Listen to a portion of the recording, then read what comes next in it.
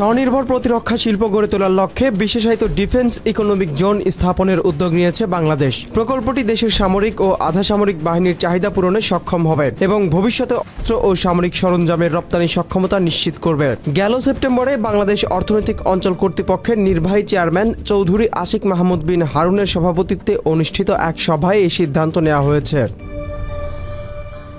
ইতিমধ্যে বিভিন্ন দেশের সরকার ও প্রতিষ্ঠান বাংলাদেশের উদীয়মান প্রতিরক্ষা উৎপাদন খাতে বিনিয়োগের আগ্রহ প্রকাশ করেছে বলে ওই সভার কার্যবিবরণীতে উঠে এসেছে। এ বিষয়ে জানতে চাইলে বেজার নির্বাহী চেয়ারম্যান আশিক চৌধুরী গণমাধ্যমকে জানান, আমরা এখন পলিসি ও সাংগঠনিক কাঠামো নিয়ে কাজ করছি। প্রতিরক্ষা শিল্পকে রপ্তানিমুখী শিল্পে পরিণত করার লক্ষ্যে বন্ধুসুলভ দেশগুলোর সঙ্গে কথা হচ্ছে।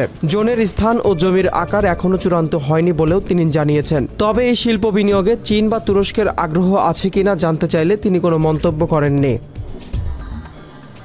উদ্যোগ পরিকল্পনাকারীরা মনে করছেন এটি বাংলাদেশের প্রতিরক্ষা শিল্পকে স্বনির্ভর, প্রযুক্তি নির্ভর এবং রপ্তানিমুখী হিসাবে গড়ে তুলবে। এদিকে প্রতিরক্ষা ও নিরাপত্তা বিশ্লেষকরা উদ্যোগটিকে স্বাগত জানিয়েছেন, তবে সতর্ক পরিকল্পনার উপর জোর দিয়েছেন। এ বিষয়ে Bangladesh institute of peace and security স্টাডিজের সভাপতি অবসরপ্রাপ্ত মেজর জেনারেল ANM মনিরুজ্জামান বলেন, প্রতিরক্ষা খাতে স্বনির্ভরতা একটি কৌশলগত অপরিহার্যতা। ডিফেন্স ইকোনমিক জোন স্থাপন করা সেই লক্ষ্যের জন্য অপরিহার্য। প্রতিরক্ষা সরঞ্জাম উৎপাদনে ব্যাপক বিনিয়োগ ও প্রযুক্তিগত দক্ষতার প্রয়োজন হয়।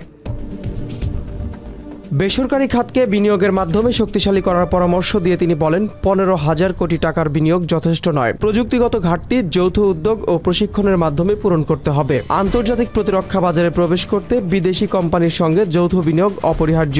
এদিকে অর্থসচিব ডক্টর মোহাম্মদ খায়রুজ্জামান মজুমদার বলেন, বিশেষায়িত ডিফেন্স ইকোনমিক জোন স্থাপনের জন্য স্বল্পমেয়াদী প্রকল্প গ্রহণ করলে দ্রুত কাঙ্ক্ষিত লক্ষ্যে পৌঁছানো যাবে। বেসরকারি বিনিয়োগ আকৃষ্ট করতে আমরা আন্তর্জাতিক উদাহরণ যেমন লকহিড মার্টিন অনুসরণ করতে পারি।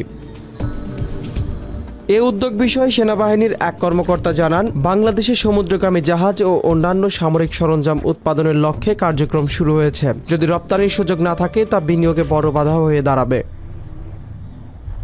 ওই সভায় দুটি কমিটি গঠনের সিদ্ধান্ত নেওয়া হয়েছে, একটি জাতীয় নীতিমালা প্রণয়ন ও বাস্তবায়নের জন্য, আরেকটি সামগ্রিক অগ্রগতি তদারকির জন্য। এই উদ্যোগের মাধ্যমে দেশের প্রতিরক্ষা শিল্প কেবল অভ্যন্তরীণ চাহিদা পূরণ করবে না, আন্তর্জাতিক বাজারে প্রবেশের পথও খুলবে। বিশ্লেষকরা মনে করছেন, স্বনির্ভর প্রতিরক্ষা শিল্প কেবল জাতীয় নিরাপত্তা নয়, অর্থনৈতিক ও প্রযুক্তিগত স্বনির্ভরতারও সূচনা করবে।